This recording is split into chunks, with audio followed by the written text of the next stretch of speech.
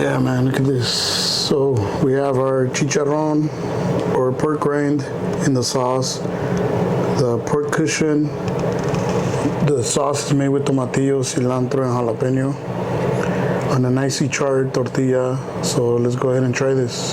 So first things first, we're gonna start off with some tomatillos, and we're gonna go ahead and just kind of peel them. Not much to it. What you do want to do though, after you peel them, you might want to rinse them with cold water just to get some of that stickiness off of the tomatillo itself. And then, I don't know if you've noticed, if you've ever seen this in a tomatillo, that's an actual bug. A bug that went in to eat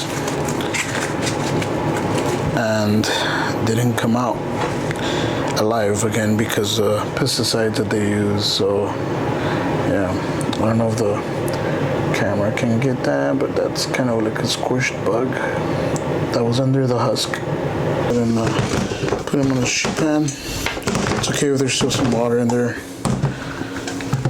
We're gonna roast them in the oven, or we're gonna use a broiler. The reason I'm using the broiler is because in my studio kitchen I don't have a comal, which is typically how us Mexicans do the tomatillos, but I'm gonna try the broiler. I never tried a broiler. I've tried a salamander in our professional kitchen, and that works out. So the broiler is something similar. So if you have a broiler setting on your oven, you can go ahead and try it that way. If not, go ahead and put it in your comal or on a non-stick pan, as long as they fit and they're not like too overcrowded. Like as you can see here, they have room to breathe.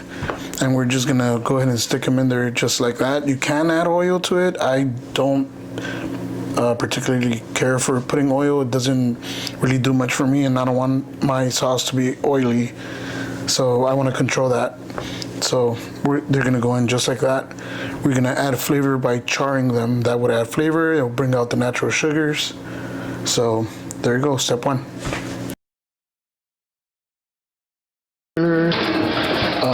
It's on high setting, so we're just gonna let it do its thing.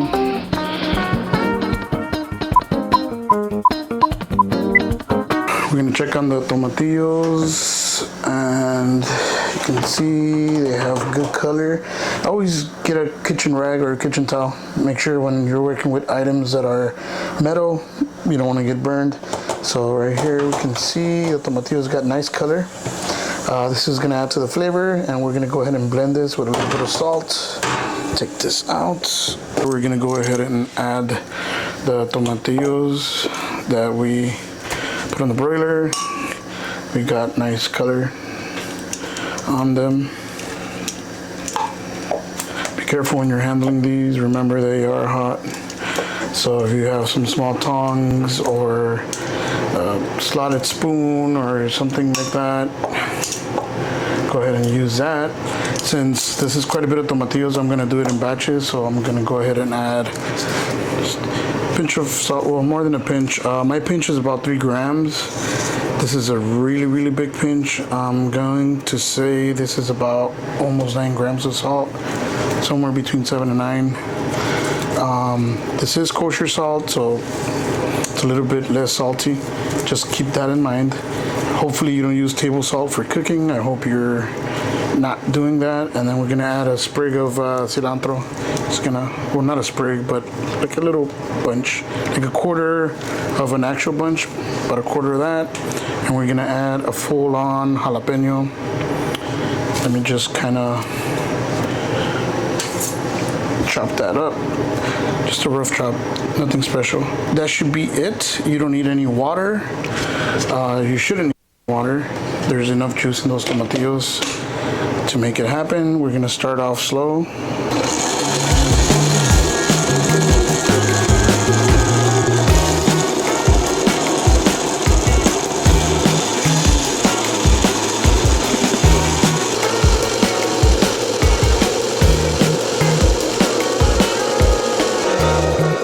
Then we're just gonna give it a taste, make sure it's nice and balanced. Just a tiny bit more. Right, so it's nice and bright. acidity is balanced. The cilantro gives it that little, that brightness that I'm telling you about, and the jalapeno is not hot at all, but it lets you know it's there, if that makes sense. You want to make it spicier, you can go ahead and add more jalapenos or add a couple serranos or Thai peppers. That is up to you. Totally up to you. So this nice salsa can be for your chips, for, you know, like a little botana, what we call in Mexico. To sit around, eat some chips with salsa. That's the perfect sauce for that. But if, you know, you happen to have extra, or you made a bunch, or you're trying to repurpose it, this is a perfect sauce for carne con chile. So let's do that. And for that, I took about 3 pounds of cubed pork cushion, which is in a Mexican market, you would find it as maciza. So we're gonna go ahead and spread that around. We're gonna add water to this and salt. Add the water, just enough to cover it about 3/4 of the way. We don't wanna overdo it. Generous amount of salt, because it's gonna cook down, it's gonna season the pork. And I know this is gonna seem like we're doing it the wrong way or incorrectly, quote unquote, but what we are doing here is we're gonna simmer the meat till it gets nice and tender, and then we're gonna allow the water to pretty much evaporate. Then we're gonna add a little bit of fat, kind of like a reverse sear method, and that will give us a color. Then we could add the sauce that we made that can easily be used for chips. But in this case, we're repurposing it, or, you know, if you have any left over, you can pretty much create a meal out of it. We're just gonna go ahead and let this cook down for, assuming it's gonna be somewhere around 20-25 minutes.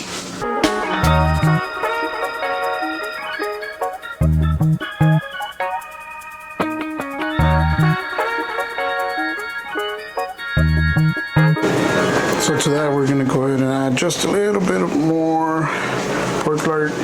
You know me, I like pork butter. And we're gonna use that to give it a little bit more color once it melts in there. Start searing it. Get a little bit more color.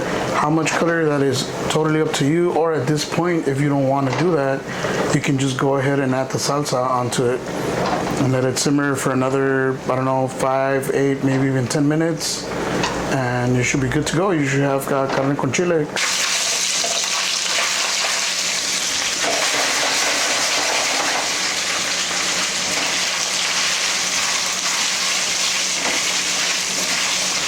It's almost like if you did carnitas without that much fat, because you're still kind of rendering some of the fat from the meat, and you're allowing it to crisp up at the bottom. For me, this works, but I'm gonna add something. For me, this works, but I'm gonna take it old school. I might add some chicharrones.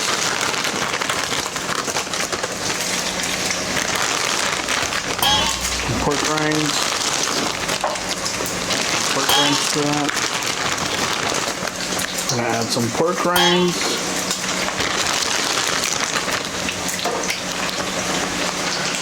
Add our sauce, or salsa.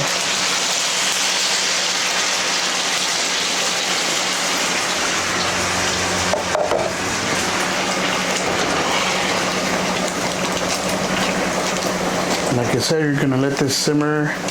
Like I said before, you're gonna let this simmer for, I don't know, 8-10 minutes. Honestly, at this point, if you're gonna put the pork rinds, it's up to you on the texture that you want on the pork rinds.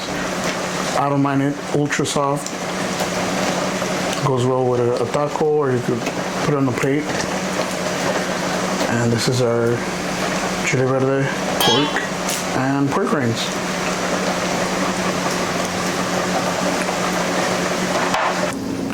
Put our nicely charred tortilla.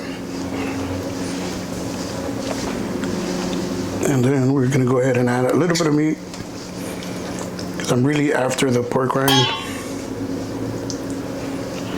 The pork rind is just, it takes it to another level. There you go. Just another little piece. And just for color and contrast, we're gonna go ahead and add just a couple sprigs of cilantro.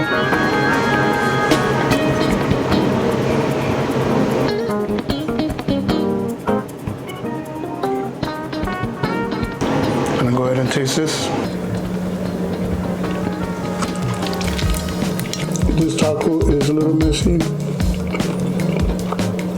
You might want to do this when people aren't looking at you. I don't care. The brightness, the acidity on this is perfect with that chicharron because the chicharron is like salty, semi-crunchy, very savory.